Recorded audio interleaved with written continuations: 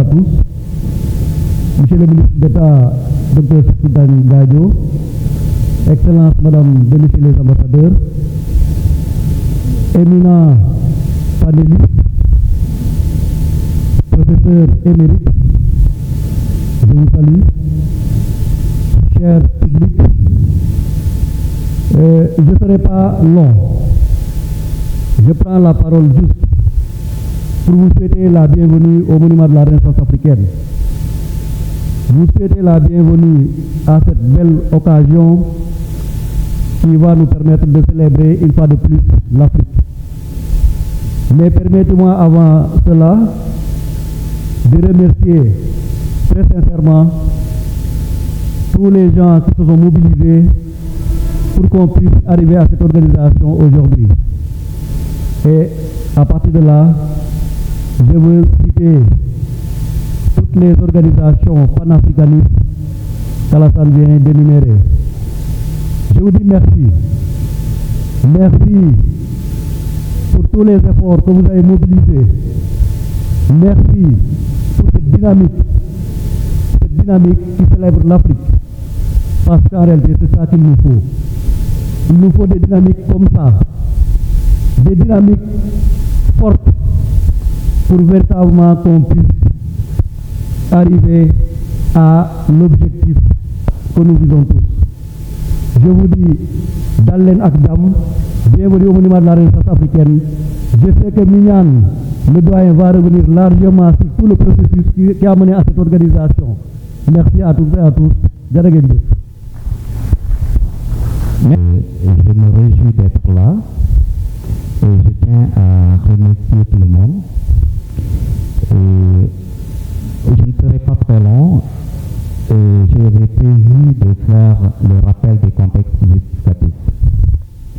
Mais avant de lire le contexte, permettez-moi de vous présenter l'équipe d'organisation qui a eu à travailler jour et nuit pour que cette journée puisse avoir lieu. Vous avez le président du comité d'organisation, Mokhtar Ba, qui mérite des applaudissements. Vous avez la vice-présidente, Sylvie, et vous avez le responsable chargé de la commission d'organisation, Michel Colli. Et vous avez moi-même responsable je suis le responsable de la commission scientifique et en même temps chargé de communication. Depuis le lancement de l'appel parti de Dakar par le comité d'initiative internationale provisoire et la pétition est afférente partout en Afrique et dans la diaspora, des comités d'initiative nationaux avaient vu le jour. Pour rappel, c'était en novembre 2015 que fut installé sur les fonds Bat-Simon, le CIN Sénégal, par les panafricanistes sénégalais, jeunes et femmes, militants et militantes des organisations sociales, politiques, syndicales, de la société civile, universitaire entre autres. À la suite de cet appel, on dénombrait des dizaines de comités d'initiative nationaux et des comités d'initiative régionaux au niveau des régions géographiques du continent et à travers la diaspora. L'objectif final était d'aboutir dans la conduite de ce processus à l'organisation du premier congrès pour les États africains unis dans moins d'une génération. C'est dans ce contexte que l'on avait convenu d'accorder la plus grande importance à la préparation et à l'organisation de la célébration du 60e anniversaire de la conférence de tous les peuples africains de 1958 qui s'était tenue à Accra du 8 au 13 décembre 1958 et qui avait vu l'implication totale des organisations de la société civile, des partis politiques majoritaires comme opposition. Aujourd'hui, partout à travers le monde, des initiatives d'unification voit le jour et se consolide alors que l'Afrique tarde à réaliser son unité politique et économique. En dépit des initiatives lancées et expérimentées ici et là, depuis toujours, par les figures emblématiques du continent, précurseurs de cette dynamique qui se veut salvatrice. Signalons que par ailleurs que l'appel lancé par le CIP en 2015 avait repris la vision des précurseurs du panafricanisme en vue de remobiliser les Africaines autour du projet d'organisation du premier congrès panafricaniste.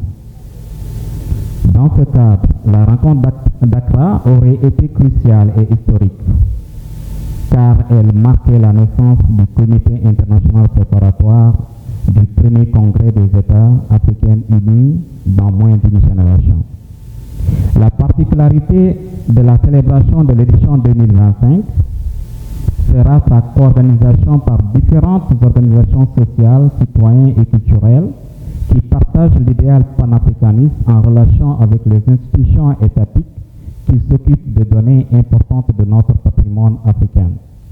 Les ambassadeurs des pays africains, mais aussi ceux du Sud global, soutiennent la démarche, comme celle des pays de l'Amérique latine et des Caraïbes, comme par exemple la Colombie, le Venezuela, j'arrive.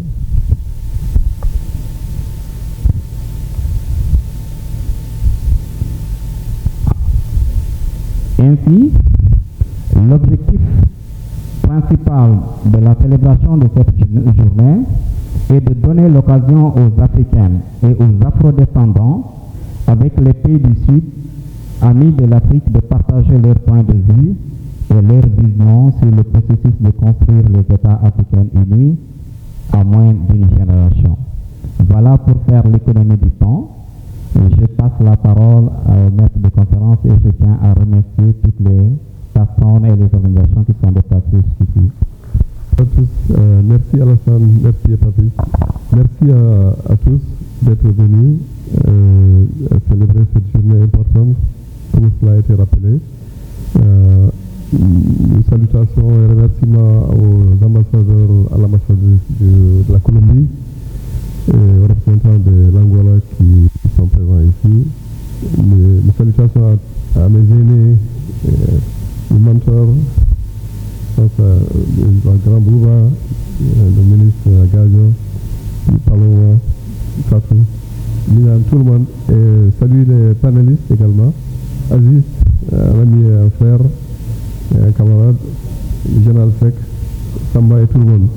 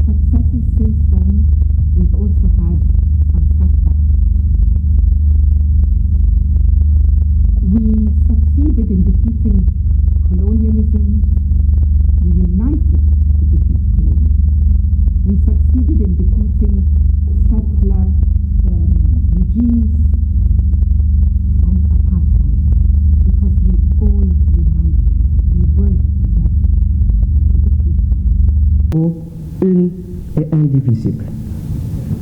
Distingués invités, qu'il me soit permis d'affirmer qu'il n'y aura pas de redressement de notre patrie, le Congo, pour en faire un pays, une nation et un État digne de ce nom, si nous ne nous employons pas énergiquement à restaurer et à replanter ces valeurs, véritables repères qui ont été légués à notre société par celles et ceux qui ont, dès l'aube du 30 juin 60, porté notre destin sur leurs épaules.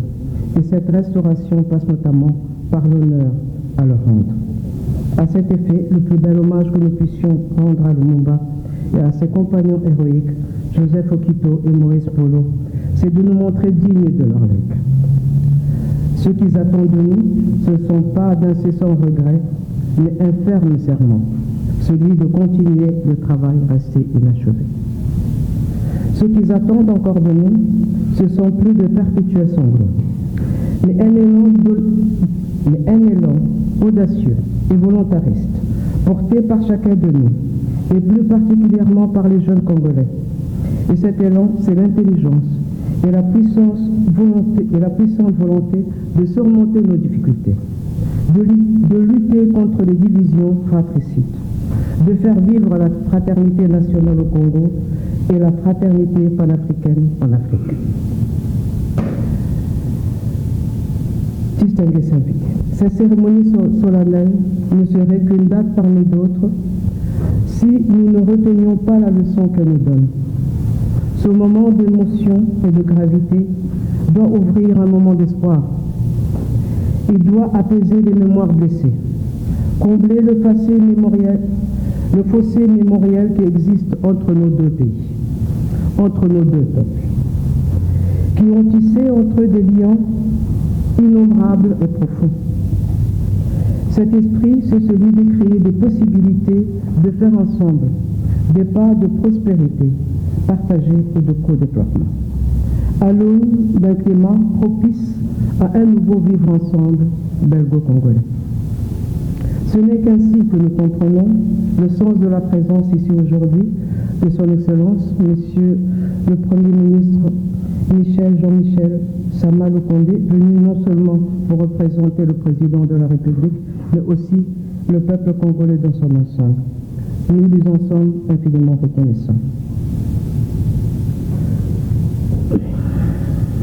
Père,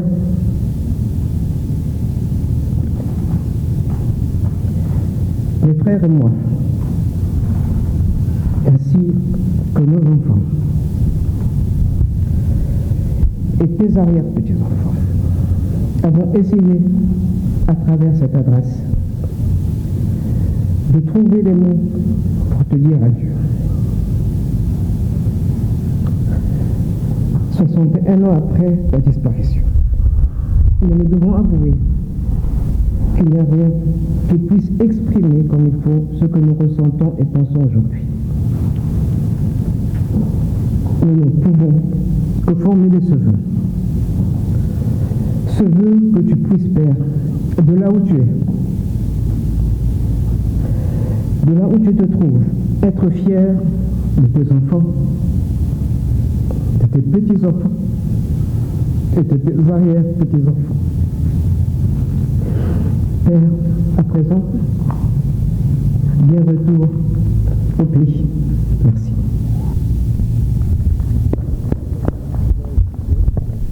Contextualiser un peu, ça c'est Juliana Lumumba, la fille de Lumumba. On a compris qu'elle parlait à l'occasion d'une cérémonie au niveau du Congo. C'est à l'occasion de l'inhumation des restes de Lumumba qui s'est passé au Congo. Mais il faut ce qu'on a pu obtenir, parce qu'en fait elle est souffrante. Elle devait faire enregistrer une vidéo et nous l'envoyer, mais elle est souffrante, elle n'a pas pu le faire. Mais c'était important de projeter ça, parce qu'en fait il s'est passé quelque chose d'horrible récemment. C'est la profanation de la tombe de Lumumba. C'est ce que m'expliquait Aziz tout à l'heure là. Alors, pour vous dire que non seulement un héros, un combattant engagé, un dirigeant comme exemplaire du mouvement de libération de l'Afrique s'est fait assassiner, soumis à toute forme d'atrocité, parce que on a dissous son corps dans de l'acier, etc., toutes les choses qu'on connaît. Mais on continue encore quand même à être hanté par sa mémoire et par le fait qu'il a représenté quelque chose de très fort, et qu'il y a des gens qui pensent qu'ils doivent s'en prendre à sa tombe et à faire la profanation. Donc pour dire que finalement, les grandes idées et les grands symboles ne meurent jamais. Ils restent là et ils continuent à inspirer le mouvement, à inspirer en fait la lutte. Merci beaucoup, merci de prendre ce dimanche pour venir célébrer la journée de la libération de l'Afrique. Nous on continue de l'appeler comme ça. puisque c'est son nom original. Les hommages à tous nos camarades, tous nos aînés qui sont ici. C'est sûr qu'au niveau technique, j'avais suggéré d'entendre les enfants de 3 panafricanistes qui auraient eu 100 ans aujourd'hui. Il s'agissait de Frantz Fanon, de Patrice Lumumba, que dont j'ai entendu la fille tout de suite, et de Malcolm X. Il nous reste quelques séquences à vous montrer, j'espère qu'on va pouvoir les diffuser parce que ces dames-là sont toujours actives, souffrantes et ont eu du mal à pouvoir faire, notamment avec le moral et l'émotion. Surtout dans le cas de Juliana Lumumba, que vous voyez ici en fait, dans la petite photo, avec sa mère, Pauline, Roland et François. Et ces 2 autres personnages qui sont relativement méconnus, pourtant au Sénégal, sont nos parents.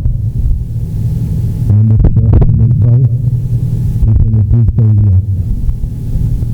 Bien avant nous, ces gens-là avaient déjà choisi d'être panafricains. Mon père était naturalisé congolais.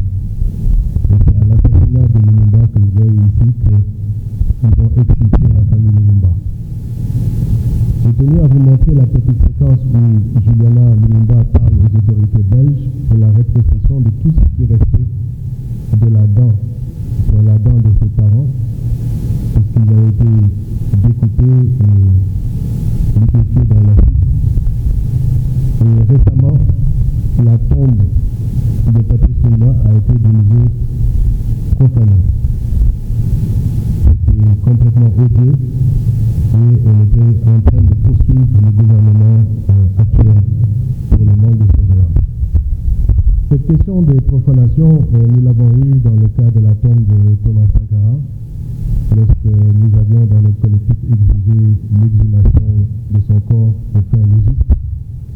Effectivement, à cette période-là aussi, on a eu des bris sur sa tombe et un liquide a été mis, au point que peut-être c'est une des raisons pour lesquelles les traces d'ADN n'ont pas pu être démontrées dans l'examen légiste.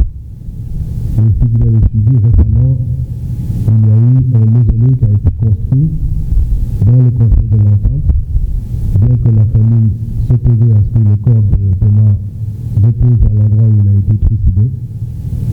Et nous-mêmes, nous avons posé les conditions d'aller à l'inauguration de ce mausolée, puisque nous avions exigé, le 15 octobre dernier, que la preuve de l'extradition de Blaise Compaoré soit apportée par le régime de Traoré actuellement au pouvoir. Et au moment où nous parlons, nous n'avons toujours pas la preuve de cette extradition. C'est la preuve aussi que la France-Afrique n'en finit plus de mourir et que ces personnes-là sont encore bien protégées dans le dispositif et que cette lutte, il faut la mener jusqu'au bout. Je voudrais prendre cette occasion historique pour expliquer que dans le foisonnement des obédiences panafricanistes, il faut qu'on puisse redynamiser le panafricanisme, mais se rendre compte de l'urgence dans laquelle nous sommes. Et ce renouveau au XXIe siècle, c'est vrai qu'il y a des percées significatives dans le dispositif néocolonial en cours, mais l'élan souverainiste ne peut être le seul horizon. Il faut qu'il recourt à toutes les forces vives des peuples pour arriver à ce fin. On ne peut pas avoir seulement une portion des élites qui font ce travail titanesque. Je dis bonjour à tout le monde et en particulier les jeunes parce que nous travaillons pour eux. Ce sont eux les relais qui vont continuer le travail que nous faisons au moins depuis les années 50. Je salue la présence de l'ambassadeur de Colombie. C'est la deuxième fois que je la rencontre dans une manifestation nationale, culturelle, politique. Parce que, en tant qu'ambassadeur à Washington pendant 10 ans, je me suis rendu compte que les afro-descendants étaient un peu coupés du mouvement des années 60 de nos indépendances, aussi bien que en ce qui concerne les Noirs. I have a dream de Martin Luther King. Il était un peu coupé de cela. Il n'y a pas de chemin de vie, il n'y a pas de, pratiquement pas de relation de transport direct entre eux et nous. Et c'est quelque chose à réparer. Mais sa présence ici prouve qu'on peut quand même y arriver. Et je vous remercie de votre présence. On doit même vous applaudir en même temps que je salue la présence d'anciens ministres comme Gadio, qui en tant que ministre des Affaires étrangères est un grand panafricaniste.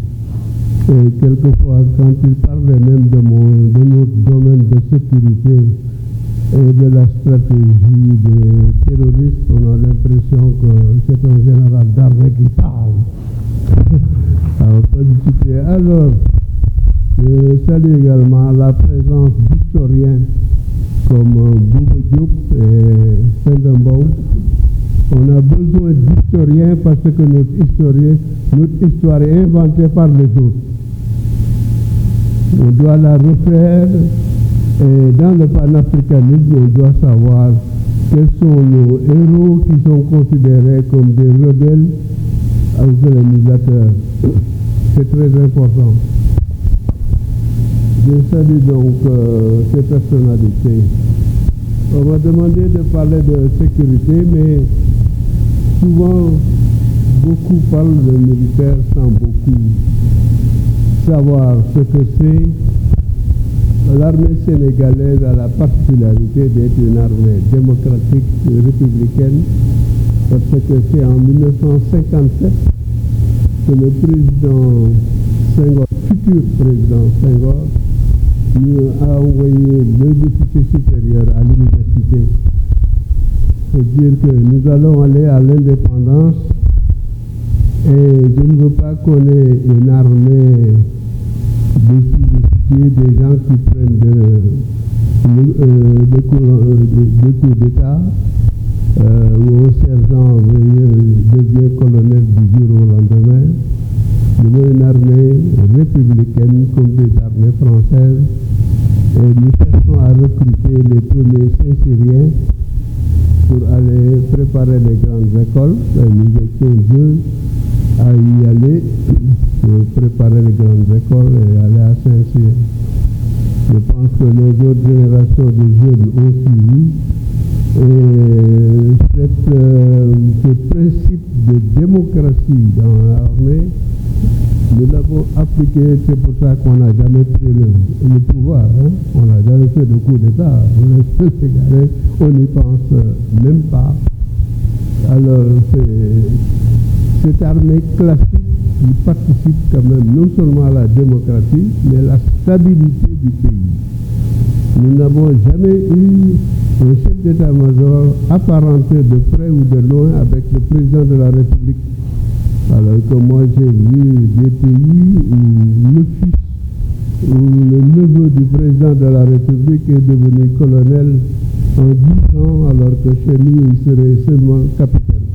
Alors il sera question d'africanisme, d'africanité et d'Afrique africaine dans mon propos. On entend par africanité, enfin je l'entends, je vous propose cette définition, l'ensemble des traits caractéristiques permettant d'identifier, de définir ou de caractériser comme africain ou africaine tout fait, toute réalité, personne, communauté. L'africanité pouvant ainsi désigner l'origine, l'état, l'identité et l'essence, la nature des faits, des réalités, des personnes ou communautés en question. Il est évident, à en croire mon maître, que l'africanité dont il sera question ici ne saurait être entendue qu'en termes de spécificité historique et culturelle et non point raciale. C'est important de faire cette distinction, cette précision-là. Quant au concept d'africanisme, il servira à désigner toutes les expériences historiques, sociétés, ères culturelles ou espaces de civilisation repérables dans le temps et l'espace en Afrique et hors du continent africain et ayant en partage un certain nombre de traits culturels et aux caractéristiques que l'on pourrait rattacher à un même patrimoine ou héritage historique-culturel africain commun, en dépit et au-delà des spécificités et différences entre les expériences historiques, sociétés, culturelles ou de civilisation en question, du fait de la loi universelle de rythme de développement historique inégal entre diverses formations sociales, économiques ou politiques, voire même au sein de la même formation sociale, économique ou politique. Passons au concept de panafricanisme très rapidement, comme idéologie ou doctrine pour la Renaissance africaine. La Renaissance africaine étant un projet alternatif et global de société, de civilisation, visant à la restructuration, à la refonte de l'Afrique comme espace producteur de sens, comme espace autonome et compétitif dans le monde d'aujourd'hui et de demain. Mais la Renaissance africaine, c'est également un objectif stratégique à long terme que nous visons, lequel nous nous mobilisons, mais également le processus de transformation et surtout d'autotransformation sans lequel nous ne pourrons pas réaliser cet objectif à long terme.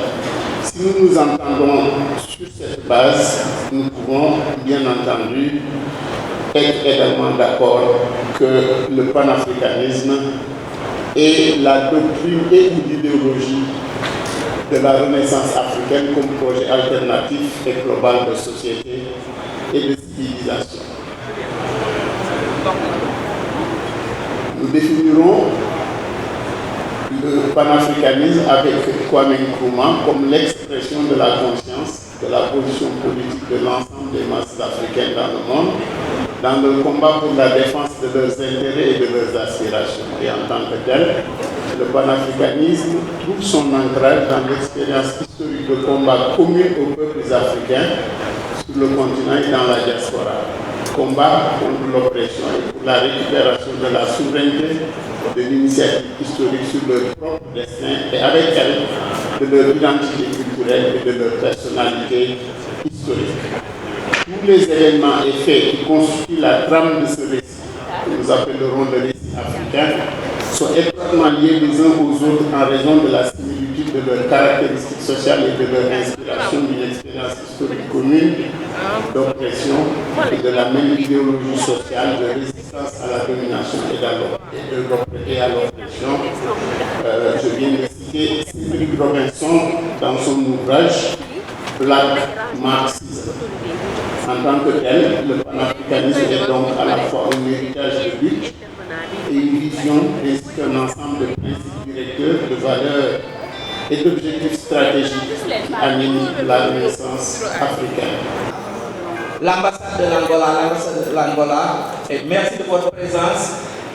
Et Sylvain Mendy avec le Festival international panafricain de Nguerfort et toutes les organisations de jeunesse panafricaniste que j'ai citées auparavant donnent un cadeau pour remercier et pour service rendu à l'Afrique au général Mamadou Mansour Seck. Merci beaucoup, doyen, et merci tout le monde. Et on vous remercie grandement. Vous ne pouvez savoir à quel point nous sommes heureux et honorés en tant que jeunes de la nouvelle génération panafricaniste. Comme il l'a si bien dit, notre général Mamadou Seck fait partie d'un des doyens, de nos doyens, qui nous ont toujours épaulés depuis nos débuts. Pour rappel, le Festival international panafricain de Nguerfort, FIPAN, a connu ses débuts depuis 2015 à Nguerfort, dont l'un des initiateurs est notre chef, comme on a l'habitude de le dire, Souleymane Jules Diallo. Depuis Nguerfort, le festival a eu lieu. Donc depuis 2015, le général fut notre premier partenaire et jusqu'à présent, il nous épaule, il nous conseille, il nous fait savoir, en tout cas, il y a des doyens, des anciens qui sont là, il faut les côtoyer. En tout cas, ils nous montrent en quelque sorte le chemin à suivre pour pouvoir mener ce combat à bon terme. Donc nous n'avons pas les mots, nous n'avons pas grand-chose à lui offrir, mais nous n'avons que ce acte symbolique à lui donner. Donc nous appelons aussi son épouse, Madame Seck, à venir nous rejoindre. Elle aussi, on a l'habitude de dire, derrière tout grand homme, il y a une grande dame. Donc Madame Seck, merci. Merci pour le soutien. Merci d'avoir été une mère. Merci d'avoir été une conseillère aussi. Donc vraiment, les jeunes panafricanistes du Sénégal et de l'Afrique d'une manière générale vous disent grandement merci. Donc je porte la parole de nos chefs, Souleymane Diallo, chef Lamy et tant d'autres chefs qui ne sont pas là. Et j'en profite pour remercier le comité d'organisation du FIBAN. Elle est la générale Kissama Motumbo 2e. Donc elle fait partie du comité d'organisation du festival. Il y a Kodé Sané, qui est le président d'organisation du festival FIBAN. Il y a Abdoulaye Ndiaye, qui est l'un des jeunes du comité scientifique, mais lui, il se bat pour qu'on valorise nos langues locaux, particulièrement le Wolof, qui fait un travail énorme là-dessus. Il y a aussi Moktaba, qui fait partie de l'OJP, Organisation de la jeunesse panafricaniste. Donc nous, ensemble, on est là pour dire un petit mot de merci au général Seck. Merci beaucoup. Voilà. La remise en présence des photographes et de la presse. Nous remercions également la présence de la presse africaine, Amani TV et la presse nationale. Simon, le mouvement IFO est présent. Simon, tout votre slam dédié à l'Afrique et à Cheikh Anta Diop.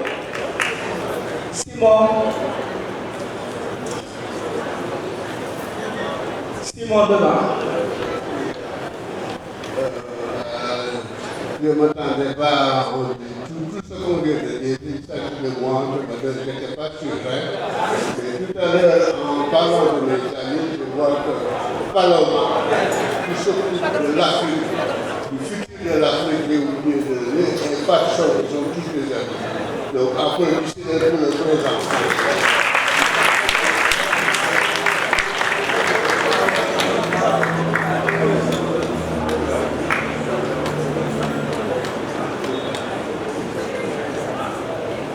Les pailles, c'est pour les femmes, non?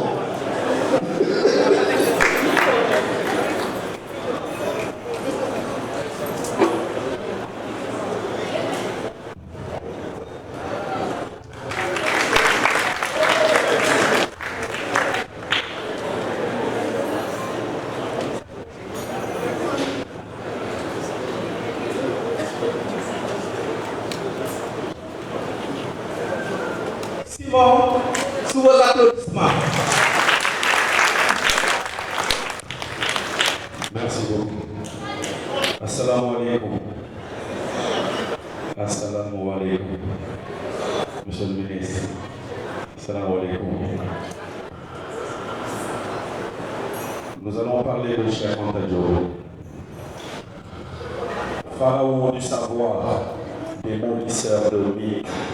Il a su redorer le blason de Mékémite. À 13 ans, il invente un alphabet pouvant transcrire nos langues africaines afin qu'on puisse les enrichir. En 1946, il embarque pour la France, où il s'inscrit à la Sorbonne et entame plusieurs licences. Chose pas facile vu le contexte de la colonisation, le racisme, la condescendance et autres abominations. En seulement 2 ans, il fait une licence en philosophie, chimie générale, chimie appliquée et des recherches en égyptologie. Se spécialise en chimie nucléaire, physique nucléaire, qu'il étudie dans le laboratoire de Frédéric Curie. En 1954, il publie Nation Nègre et Culture, essai magistral qui fait mal clapper de toutes ces pourritures, qui narraient l'Afrique qu'en fonction de leurs intérêts. Le soi-disant continent sans histoire, il nous l'a déterré. Dieu le Dieu, Cheikh Anta Diop. Dieu le Dieu, Cheikh Anta Diop. En 1960, il revient vivre au Sénégal. Pour l'Institut fondamental d'Afrique noire, c'était un régal. Crée un laboratoire de datation au carbone 14, ce qui niait que l'Afrique et le berceau de l'humanité ont eu tort. père de famille, mais aussi une vie de conférencier, chercheur qui sillonne le monde afin de différencier ses études et ceux de ses égyptologues et leurs calomnies. L'humanité a pris naissance entre le Kenya, l'Éthiopie et la Tanzanie. L'humanité a pris naissance entre le Kenya, l'Éthiopie et la Tanzanie. Il y a eu aussi sa vie politique où il s'opposa farouchement à Senghor entre 60 et 70. Leurs différences idéologiques le mènent en prison. Entre eux, il n'y avait pas moyen qu'il y ait peace. Préférant l'honneur aux honneurs, la quête de la vérité pour le bonheur d'une Afrique unie, forte et indivisible. D'une Afrique unie, forte et indivisible. D'une Afrique unie, forte et indivisible. Voici le legs de ce savant au savoir indéfectible. Dieu le Dieu, cher Anta Diop. Merci beaucoup. Merci, Général. Merci, Simon. Dieu le Dieu, cher Anta Diop. Dieu le Dieu, Kwame Nkrumah. Dieu le Dieu, le général Maxime Cissé. Dieu le Dieu, Sylvain Mendy. Le panafricanisme est un devoir de génération. Nous donnons la parole pour 2 minutes avant la pause. La parole, je ne dirai pas 2 minutes, au professeur Bouba Diop, panafricaniste, militant infatigable de l'histoire du continent et du monde, et qui est égyptologue et qui nous impulse, qui derrière nous encourage. Il a d'autres conférences et il doit livrer son message. Bon, merci. Je voudrais vraiment commencer par présenter mes excuses. Parce que dans le programme, il est dit à partir de 9h, de la 8h30, je vais accepter parce qu'il y a aujourd'hui une assemblée générale des aînés, des professeurs de l'université, qui, une fois par an, se trouve que ça a commencé depuis midi. Et j'avais espéré que vous aurez terminé. Donc, c'est pour ça que je vais être très bref, Monsieur le Président.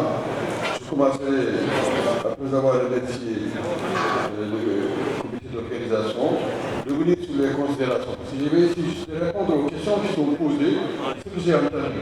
Je crois que mon ami, mon frère Cheikh Gadio, c'est ce qu'on nous a demandé comme exercice. Alors, je commence par les repères. Le document qui nous a été envoyé parle de 13 décembre 2018. L'Afrique doit subir une mission de notre génération. Ce repère, j'espère que dans le débat, on va y revenir, puisque quand on a mis en place le comité, on avait tout fait pour travailler pour que ça arrive vite. Alors, 2018, est-ce que notre repère, c'est le repère de l'Union africaine 2063? Si c'est ça, effectivement, il faudrait qu'on se donne le moyen de suivre. Est-ce qu'on va vers cela ou bien est-ce que notre repère c'est 2068? À savoir nous, depuis le Conseil général, qu'est-ce qu'on se fixe comme repère pour que ça avance? Deuxième élément, c'est une question de la co-organisation. Je crois qu'il faut saluer ce qui s'est fait cette année, puisque beaucoup d'organisations se réunissent. Aujourd'hui, et félicitations à M. le directeur d'avoir permis que tout le monde se retrouve. À une exception, hier, il y a eu un débat et je vous recommande d'écouter ce que l'université a fait hier. Le professeur Abdoulaye Bati est revenu sur toutes ces questions et le débat doit être apprécié. Donc il y a eu des recommandations très fortes pour qu'on avance dans la synergie. Troisième chose, c'est concernant maintenant saluer l'équipe restreinte. Et je voudrais dire que la première question, comment rendre visible le mouvement fédéraliste? Question numéro 1. Question numéro 2, c'est la solidarité. Et question numéro 3, la prudence. Alors je voudrais rapidement donner mon point de vue, ce que j'ai entendu. 1. Pour la visibilité, il faut une stratégie de communication, des dispositifs fonctionnels et pratiques. Notre projet, si on veut qu'il soit compris, il faudrait tout à l'heure qu'on dise est-ce qu'on avance dans la stratégie de communication. Deuxième chose, la stratégie pour montrer les avantages. Mais il y a des documents à élaborer, des visites à faire, des actions sur le terrain. Comment les mesurer? Troisième question, la mobilisation. Mobilisation interne, mobilisation externe. La mobilisation interne, c'est vraiment au niveau continental, sur les questions économiques, sur les questions politiques, générales, sur les questions sécuritaires, et des actions externes sur la question des afro-descendants, mais la question des migrants, les Africains qui sont partout dans le monde. Quelle action concrète on fait? Ma conclusion, c'est qu'il faut des responsabilisations, un dispositif. Et je termine par là. J'interviens en tant que facilitateur d'une chaire qui a été en place à l'Université de Dakar. Depuis 4 ans, je travaille. Et qui a un projet de coopération avec le monument. On avait cette année un grand colloque, on n'a pas pu avoir les moyens pour tenir ce colloque. Qu'est-ce qu'on a fait? Des cycles de conférences. Et la dernière, monsieur le directeur, c'était le 3 ici. Et il y aura d'autres conférences. Le 30 juin, c'est la journée de la Renaissance scientifique de l'Afrique. Mais comment on coordonne ces différents agendas? Voilà, à mon avis, des questions sur lesquelles, et mon dernier mot, c'est que il faut, Pendamo est là, je pense que Pendamo pourrait le dire, il y a 3 semaines à peu près, on s'est retrouvé avec les jeunes Africains, ici, juste à quelques minutes d'ici, réunis par la fondation Kofi Annan. Ces jeunes étaient mobilisés. Parmi les questions qu'on a posées, monsieur le directeur, des salutations. Mais ma grande satisfaction, c'est important de respecter les féminines. Et chaque fois que je la vois, j'ai une pensée très très affectueuse pour mon grand frère Patrick Gagne, qui a beaucoup fait pour moi personnellement, c'est que les gens ne savent pas. Et avec qui j'ai partagé quand même quelques convergences importantes. Et je trouve que l'Afrique ne fait pas assez ses héros. Patrick Gagne, on devrait en parler assez régulièrement quand on parle de Cheikh Anta Diop, d'Abdoulaye Wade, de tous ceux qui ont fait ce beau pays que nous appelons le Sénégal. Notamment aussi. Voilà. Ce sont nos aînés, ce sont les pionniers, ce sont nos devanciers. Et nous avons appris énormément à côté d'eux. Et il est important d'en parler pour la jeunesse africaine. Si ces jeunes doivent prendre le relais et mener le combat pour la naissance africaine. Master Penambo, mon grand frère Amin Sal Paroma et tous les autres amis qui sont ici, mon fidèle compagnon Hervé Fall, avec qui j'ai fait beaucoup de chantiers en Afrique.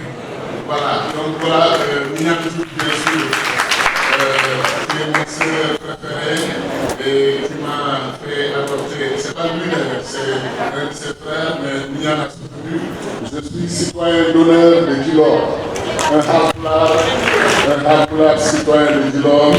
Chez les Sérères, il fallait le faire et c'est fait. Ça a été fait. C'est ça aussi le panafricanisme, n'est-ce pas? La question de l'écologie, la question des femmes, la question des jeunes. Tant que l'Afrique, surtout la question des femmes et des jeunes, tant que l'Afrique aura une vision très molle et très faible de ces questions, nous n'irons nulle part, absolument nulle part.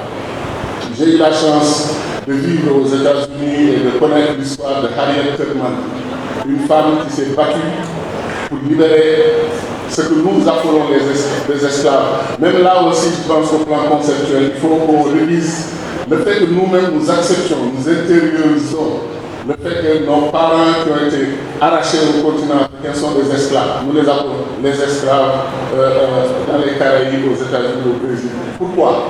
Pourquoi reprenons-nous le langage des dominateurs, ceux qui ont arraché nos parents et les ont esclavagisés ou ont essayé de les esclavagiser? Ils n'ont jamais réussi. Ils ont résisté jusqu'à la fin, ils se sont battus. Et c'est injuste historiquement que nous-mêmes, on parle des esclaves africains. Quand ils quittaient le continent, ils n'étaient pas des esclaves. Et non seulement ils n'étaient pas des esclaves, pendant la traversée, ils n'étaient pas des esclaves. Quelques grands panafricanistes des États-Unis disaient que l'océan Atlantique est le plus grand cimetière de l'humanité. Des millions d'êtres humains ont été jetés par-dessus bord et sont morts dans des conditions atroces. Et donc nous ne le reconnaissons pas. C'est la résistance de de ces Africains du début jusqu'à la fin de leur vie. Et donc c'est injuste de les affilier du concept d'esclave. À tous ceux qui nous ont précédés, à tous ceux qui sont présents et à tous ceux qui viendront. Merci à tous d'être là et à toutes. Et en tant que discutante, donc avec tout ce qui a été dit et tout ce qui se passe sur le continent, nous avons pensé à ceci. Les bouleversements géopolitiques portés par le capitalisme international sont visibles pour interpeller notre conscience collective. La République démocratique du Congo, riche en ressources stratégiques, est face à toute forme d'agression, faisant des millions de victimes à l'Est. Il est clair que nos États coloniaux ne peuvent se stabiliser puis isolement. Unis, nous sommes forts, il faut le rappeler. Alors nous devons mobiliser les forces sociales vers cette marche pour l'unité et accompagner les peuples en lutte dans leur quête de liberté et de dignité. Quel est le niveau de transmission des acquis à la jeunesse? Quels sont les aspects techniques et politiques à mettre en exergue pour mettre en marche les forces sociales panafricaines? Voilà, merci. Donc moi, mon intervention, d'abord, bien avant de commencer, c'est de remercier en tout cas, en tant que président de la commission d'organisation, toutes ces équipes en tout cas qui se sont mises autour de cette organisation, parce que si nous sommes là aujourd'hui, un grand public, comme vous dites, c'est qu'il y a eu des efforts qui ont été consentis. Tous les jeunes qui ont travaillé avec nous et tous les doyens qui ont appuyé ça, en tout cas, salutations sincères, puisque j'en suis très regardable et très reconnaissant. Donc moi, mon intervention, tous les panélistes ont parlé de jeunesse. Je vais toujours en parler. Je pense qu'on peut prendre toute une journée en train de parler de la jeunesse, on va y revenir encore. Parce que quand on parle d'avenir, on parle des jeunes, mais pas seulement d'avenir. Non. Je pense que le parrain du mouvement panafricain des leaders, dont je suis le président de la commission de communication de la Fédération sénégalaise, le docteur Charles Gabou, a toujours rappelé que nous sommes impatients. Impatience pas dans la dérive, mais impatience parce que nous ne voulons pas que ce soit des dates que nous fixons pour l'émancipation de l'Afrique. Il y a trop de dates qui sont fixées.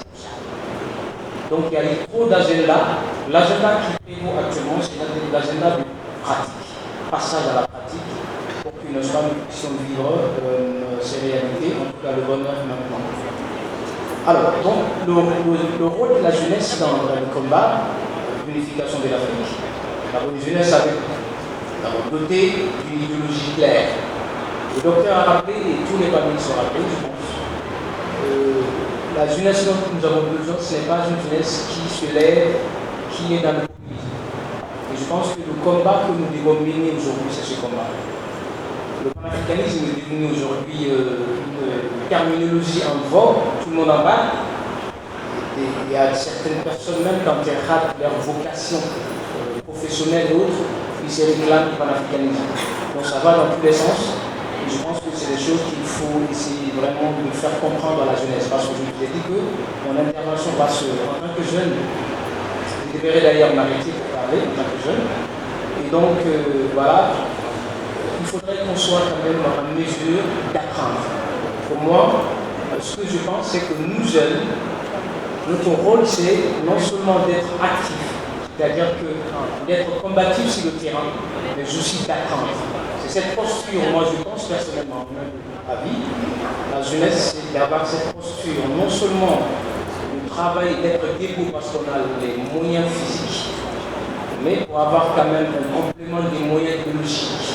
Et apprentissage sur l'histoire de l'Afrique, les connaissances, nous allons nous mettre dans une posture d'apprentissage. Et nous ne pouvons pas apprendre sans humilité. Ça, je reviens toujours sur les camarades qui vont témoigner. Je pense que les jeunes ont besoin d'humilité, questionner, écouter, demander, comme le rappelle toujours notre doyen Mignan qui est là, c'est issu du Forum social sénégalais, responsable de la communication de l'OJT, l'Organisation des jeunesses panafricanistes, et membres des autres organisations panafricaines. Donc, autre chose, c'est le rôle de la femme. On en a toujours parlé, le rôle de la femme dans l'unification de l'Afrique. Moi, je pense que la femme constitue un peu l'intermédiaire entre tout ce que nous vivons. Elle est l'intermédiaire entre l'enfant et son papa, son père. Elle est l'intermédiaire, indirectement donc, entre les réalités qui se passent dans la société et la cuisine de ces réalités dans nos familles. Je pense que si nous mettons en rade, je le disais hier, n'est-ce pas, avec les camarades, si nous mettons en rade des femmes, on les met de côté, je pense que le combat que nous voulons mener ne va pas aller à long terme. Autre chose, je vais terminer par ça, c'est d'initier des échanges appelés à réactivation sous l'arbre à balade.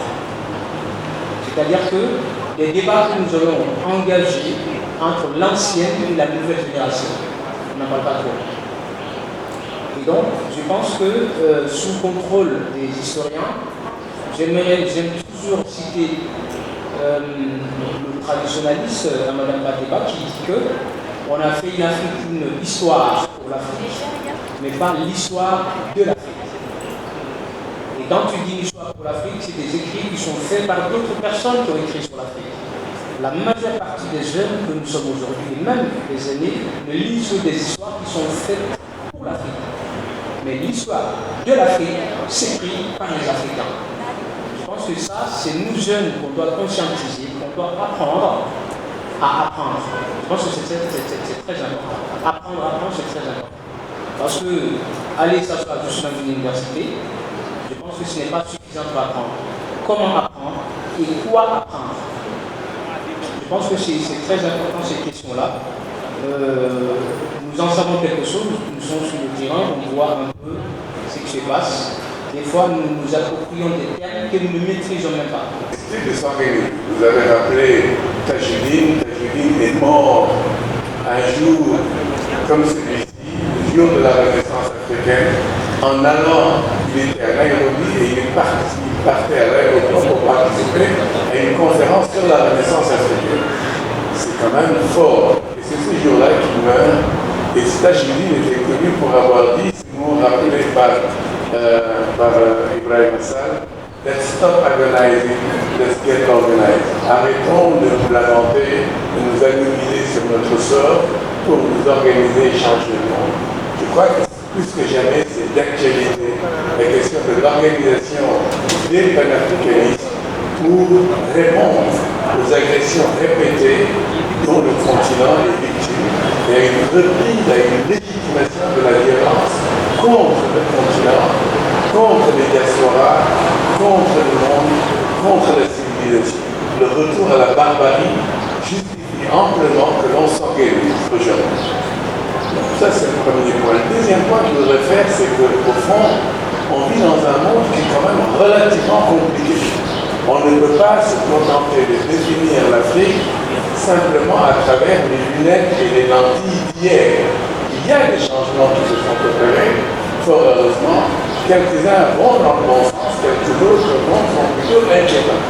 Et il est important que l'on prenne la mesure de ce qu'il y a de nouveau, même si c'est simplement à l'état de germe de changement, par rapport à des invariants ou à des constantes qui peuvent être inquiétantes. Certaines tendances lourdes sont inquiétantes.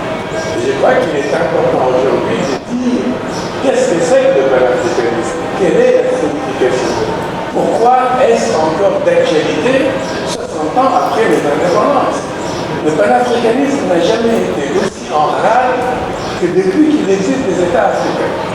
Les grands moments du panafricanisme ont été des moments où il n'y avait pas d'État africain.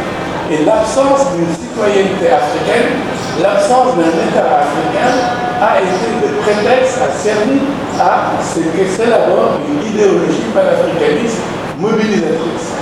Le panafricanisme a commencé à décliner lorsque les États se sont abrités derrière leur souveraineté pour aller en ordre dispersé négocier des positions, des strapontins dans un ordre mondial dans lequel ils étaient condamnés structurellement à occuper des positions périphériques.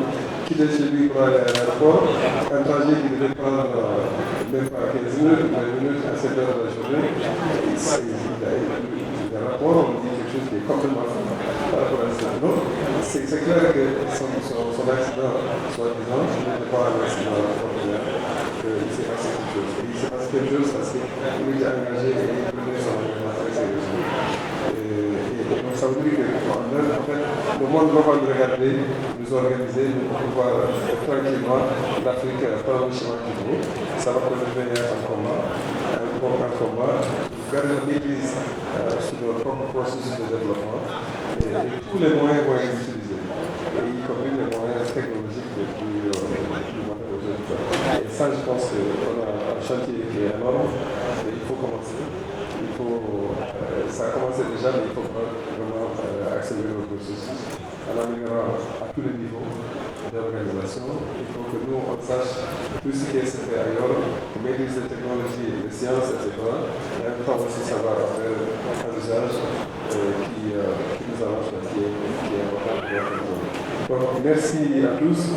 Cette journée a été, pour moi, ça a été de façon la plus exaltante de cette journée d'Afrique depuis très longtemps. Et je pense qu'on est sur une bonne voie et que les gens puissent être ensemble justement pour célébrer ensemble. C'est un bon début. Et toutes les questions de langue, là, ça va vous le dire pour répondre sur ça. C'est une question qui est prise en compte aussi par les gens et je pense que c'est une question qui sera prise en charge sérieusement. Donc, merci encore une fois. Si je n'ai pas donné la parole à quelqu'un, je vous demande de m'excuser. Je voulais vraiment laisser à tout le monde parler, aussi longtemps qu'il voulait, ou elle voulait. Mais on serait là jusqu'à la fin de la journée et à répondre aux objectifs. Je vais donc redonner le micro à Alassane et à Fabrice pour nous dire comment on va procéder. Merci. Pour moi, ça a été un plaisir et un grand honneur d'être là et d'avoir l'honneur et le privilège de modérer la salle. Merci, Dr. Grandissal, pour cette modération qui a été extraordinaire dans un panel riche d'interventions pertinentes et de discutants de qualité. Merci beaucoup. Nous allons donner la parole à Mignan Diouf du mouvement fédéral panafricain pour la clôture, parce que l'administrateur général du monument de la Renaissance africaine a demandé à remercier tout le monde et a demandé à Mignan Diouf, qui a été le catalyseur, ce qu'on dit, de réunion de cet événement qui a fédéré vraiment les organisations panafricaines, les institutions culturelles, les personnalités. Et ce que Dieu Dugrela disait tout à l'heure, il est temps qu'on croise les initiatives dans une dynamique de construction. Mignan Diouf, vous avez la parole. Et ensuite, photo de famille entre les panélistes, les discutants et les organisateurs. Merci beaucoup. Oui, aussi des organisations de jeunesse panafricaniste multiformes et multigrades qui ont accepté d'être avec nous ici au lieu de disperser nos forces et nos journées de célébration. C'est d'ailleurs la même chose qu'on avait fait dans l'effort quand on a tué Sankara en 15 octobre 1997. Nous avons appelé tous les jeunes Africains qui étaient à l'époque à Dakar. Certains étaient des étudiants, certains des élèves, certains travailleurs. On a fait un rappel pour regrouper tous les jeunes de différentes nationalités, congolais, africains, maliens. Et on a mis en place une dynamique pour porter l'héritage de Sankara sous le sobriquet Union des jeunesses panafricanistes au Massana, qui 2-3 ans après se retrouvait à Bamako sous la houlette de Alpha Oumar Konaré. Un autre panafricaniste que nous devons aussi célébrer. Alpha mérite qu'il soit célébré par tout le monde. Cher Tidiane, la dernière fois qu'on a rencontré Alpha, il était d'accord que des caméras soient organisées pour enregistrer les messages qu'il voudrait laisser à l'héritage africain. Sa femme avait beaucoup insisté pour dire que sa santé est très précaire et s'il doit être enregistré pour son parcours exemplaire, il faut l'imaginer. Je crois que nous devons penser à comment faire cela et sans doute tu auras un rôle important à jouer dans ça. Donc remercier les mouvements de jeunesse qui sont là et dire que voilà ce que je retiens en synthèse. On est tous d'accord, en lisant la géopolitique africaine aujourd'hui, que le continent est en danger. Que le continent demeure un continent convoité. Et c'est parce qu'il est convoité que des 1000 foyers de tension sont ici et là. Le Sahel brûle, la RDC brûle, le Soudan brûle, etc. Est-ce que nous devons regarder le continent brûler comme ça? Et ces brûlures, ces incendies vont finir par créer d'autres États dans les États. Gadio a raison, sans doute on va arriver bientôt à certains États africains, mais qui ne sont que des micro-États, balkanisés et rebalkanisés. Et sans fiabilité, comme disait Cheikh André Diop. Le seul État fiable, disait-il, c'est l'État fédéral. Donc je retiens qu'ici on est d'accord qu'à partir de ce qu'on a fait aujourd'hui, en remerciant le directeur du monument, remercier aussi la directrice de la place du souvenir, nous avons mis en place un comité provisoire ad hoc qui va travailler à célébrer toutes les dates ensemble et éventuellement en nous déplaçant sur différents sites. Cette semaine ici, ce mois ici, et ainsi de suite. Je retiens aussi que compte tenu de ça, bientôt le 16 juin, la journée de l'enfant africain. Est-ce qu'on retient qu'on va demander à la même commission des jeunes de nous préparer la journée de l'enfant africain qu'on va célébrer à la place du souvenir africain? Est-ce qu'on peut retenir ça? Est-ce qu'on peut retenir ça? Très bien. Hein?